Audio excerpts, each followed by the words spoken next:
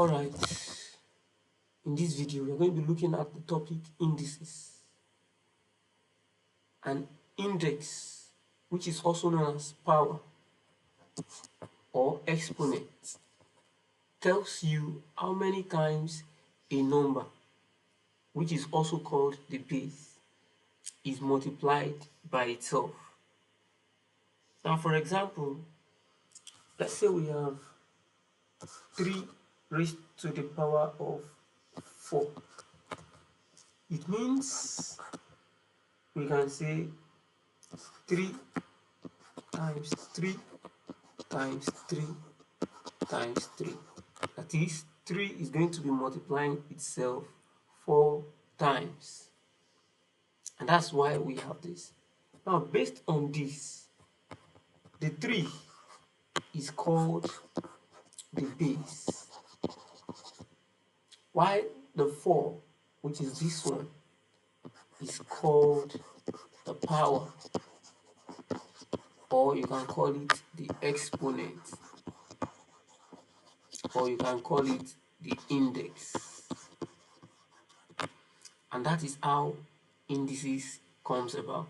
So when you are now trying to solve combination of numbers that have different indices, say you have 3 raised to power 2 in combination with 5 raised to power 4, then the relationship should either be multiplication or division, or addition or subtraction, as the case may be.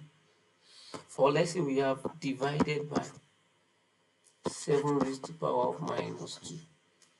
So when you are combining different indices like this together, and that's what brings about the topic indices.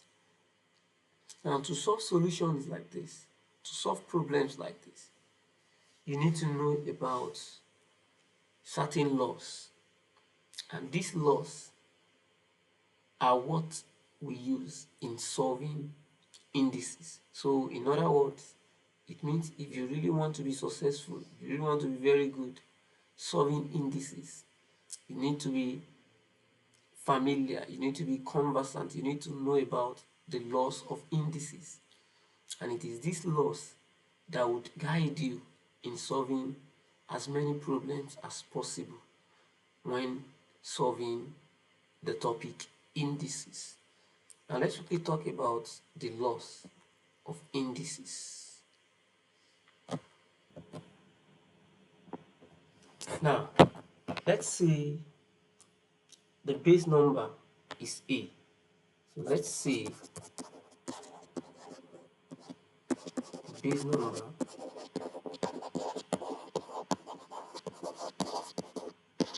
is A, while the powers and the powers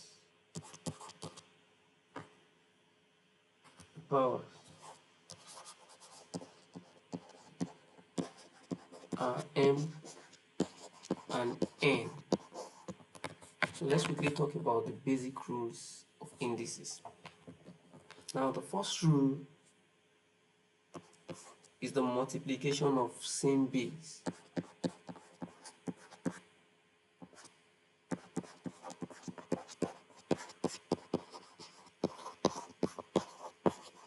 Multiplication of same base. That is, we have A raised to the power of M multiplying A raised to the power of N. As you know already, A is the base, while M and N, they are the powers.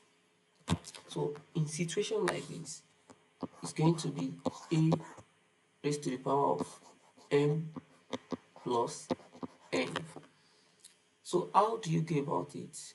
When you have the same base, A and A, and the relationship is multiplication, all you need to do is add the power, and that's why you see the result, which is equal to A raised to the power of M plus N.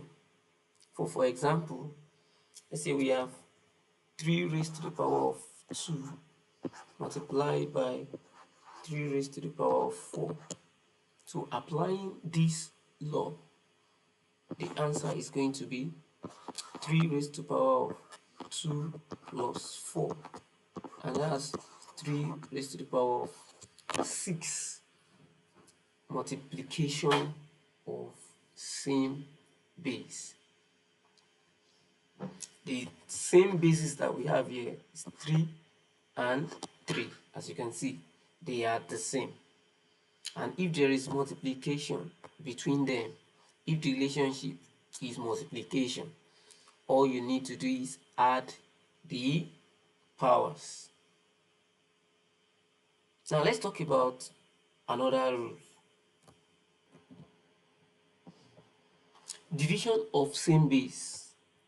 Let's say we have a raised to the power of n divided by a raised to the power of n, or it could be giving us a raised to the power of m division like this, a raised to the power of n. They are the same thing. So any format that you see is the same thing. So it's going to be equal to a raised to the power of m minus n.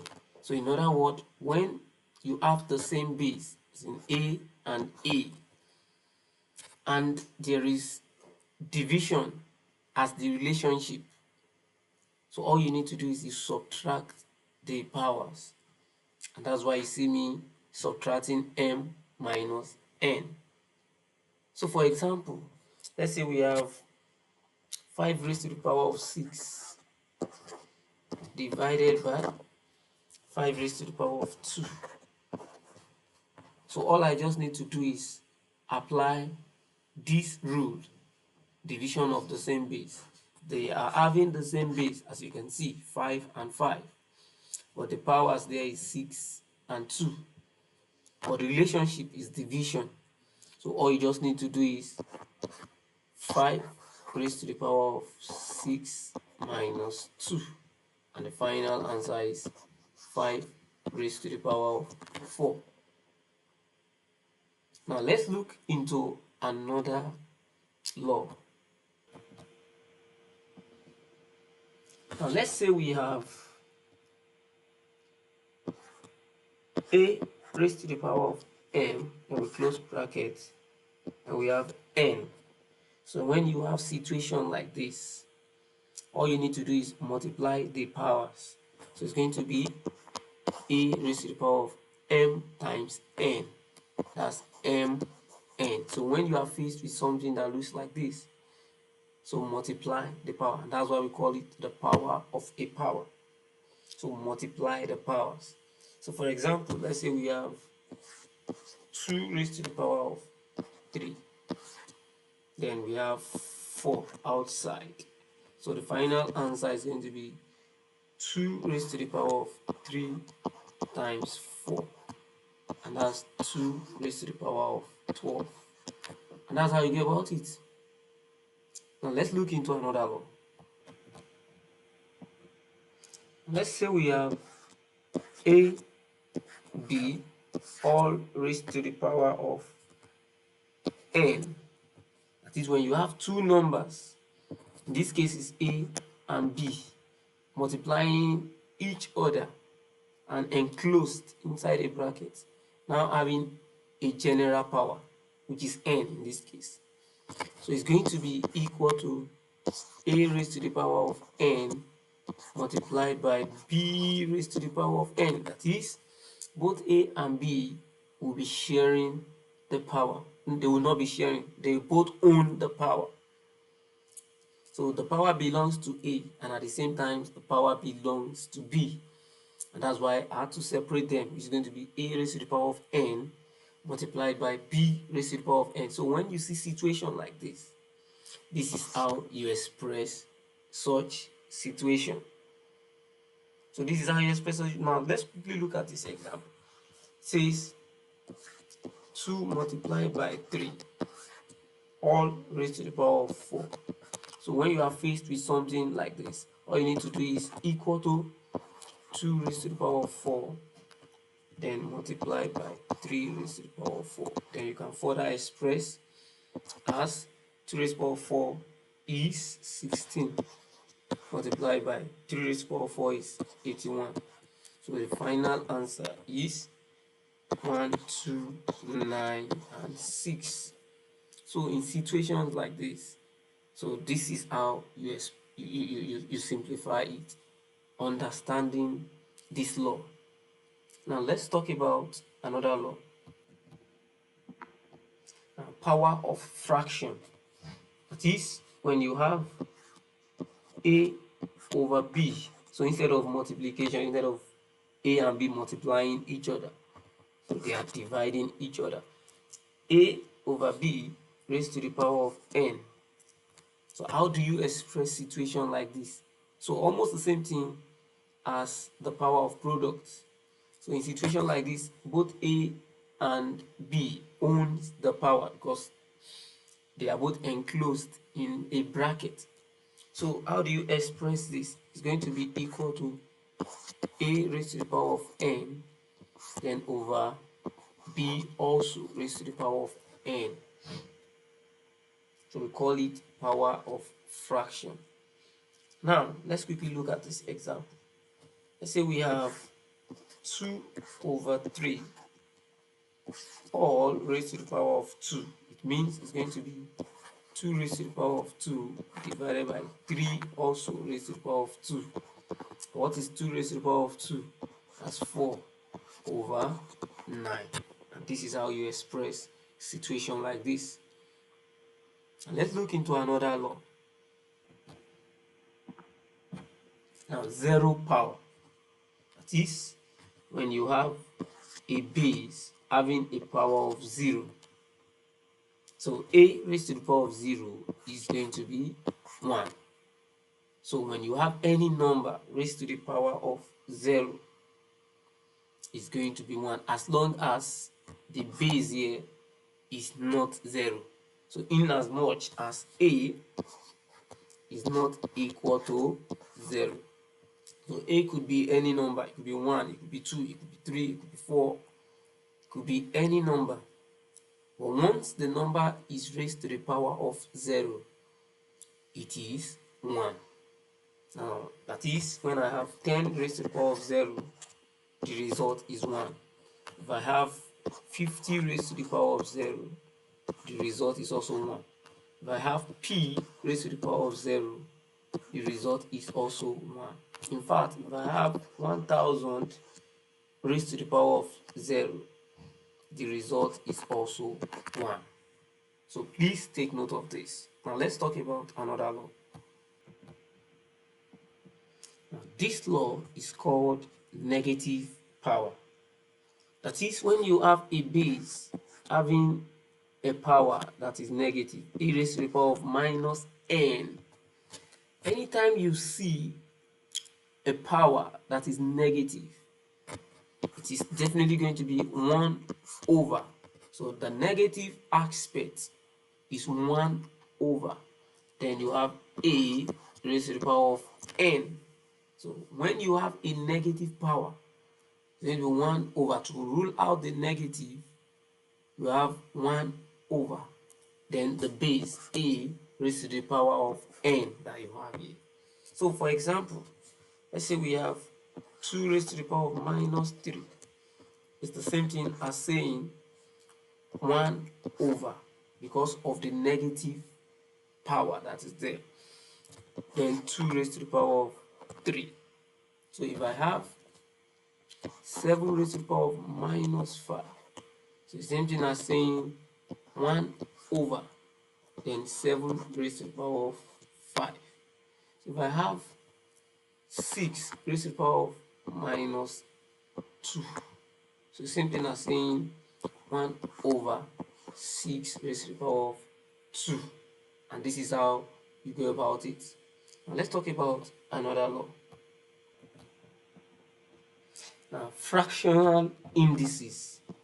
That is to say, when you have something that looks like this: a raised to the power of m over n. That is, when the power is a fraction. So in this case, the power is m over n, which is a fraction. How do you go about this? Now, if you really want to understand this concept, so you need to treat the fraction. We have m over n. M is the numerator, while n is the denominator.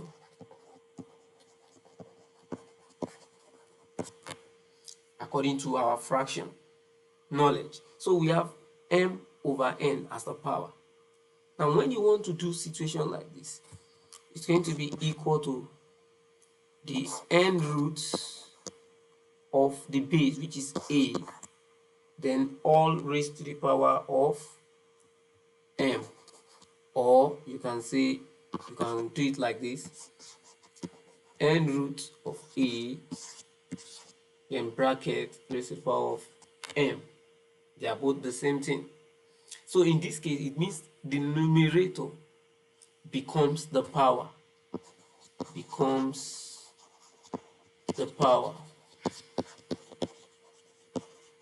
While the denominator becomes the root.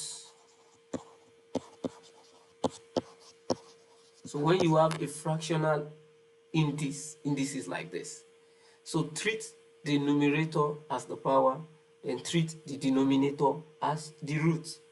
So for example, let's say we have 8 raised to the power of 2 over 3.